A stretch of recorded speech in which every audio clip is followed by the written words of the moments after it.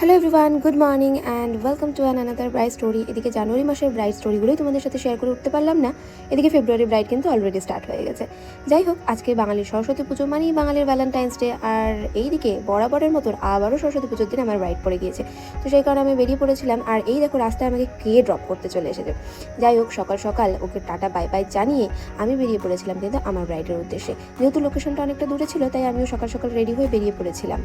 যেহেতু ব্রাইড আমার অনেকটা দূরের বুকিং ছিল, তো সেই কারণে আমি আর সকালবেলা লেট না করে একদম বেরিয়ে পড়েছিলাম। আর আজকের ওয়েদার দুর্দান্ত ছিল। এইদিকে আমাদের শহরের একঘেয়ে পরিবেশ থেকে ছাড়িয়ে একটু গ্রামের সাইডে চারিদিকে সবুজ দেখতে দেখতে পৌঁছে গিয়েছিলাম আমার ব্রাইডের লোকেশনে।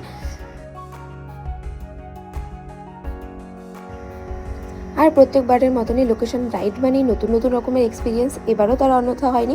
রুমে ঢুকেই রুমে আলোর পরিমাণ এতটা কম ছিল, তবে সেখানে এক দাদা ছিল এবং এত ভালো কোঅপারেটিভ করেছে আমার ব্রাইড এবং তার ফ্যামিলি, যে কি আর বলবো। দেখো, ইনস্ট্যান্ট কিন্তু আমাদের লাইটের ব্যবস্থা করে দিয়েছে। একেই বলে কিনা দেশি জুগাড়। আরে ভাই, আমরা বাঙালি, আমরা সব পারি। এরপরে ব্রাইডকে রেডি করে নিয়ে কিন্তু আমি ব্রাইডকে নিয়ে সোজা বাইরে বেরিয়ে গেছিলাম, কারণ ব্রাইডের লোকেশনটা এত সুন্দর ছিল। চারিদিকে এত সুন্দর সবুজ গাছপালা, মাটির বাড়িঘর, এত সুন্দর ভিউ যে দু চোখে ভীষণ আরাম দিচ্ছিল। আর ব্রাইড রেডি করবার পরে ব্রাইডকে এনে ব্রাইডের ছবি, ভিডিওস অ্যান্ড সব কিছু হয়ে যাবার পরে তোমাদের সাথে ভিডিওগুলো শেয়ার করছি। ব্রাইডকে কেমন লাগছে অবশ্যই জানিও। যদিও আর একটু ভালো লাগতে পারতো, কিন্তু এখানে ব্রাইড একটা বড় ভুল করে ফেলেছে। সেটা হচ্ছে ব্রাইড সামনের চুলগুলো স্যালনে গিয়ে কেটে ফেলেছিল, যেটা খুব ছোট হয়ে গিয়েছিল। তার কারণে একটু হেয়ার স্টাইলটা করতে প্রবলেম হয়েছে। আমার মনে হয় হেয়ারটা থাকলে আর একটু বেটার লাগতো। তো যাই হোক, তোমাদের ওভারঅল কেমন লাগছে অবশ্যই জানিও।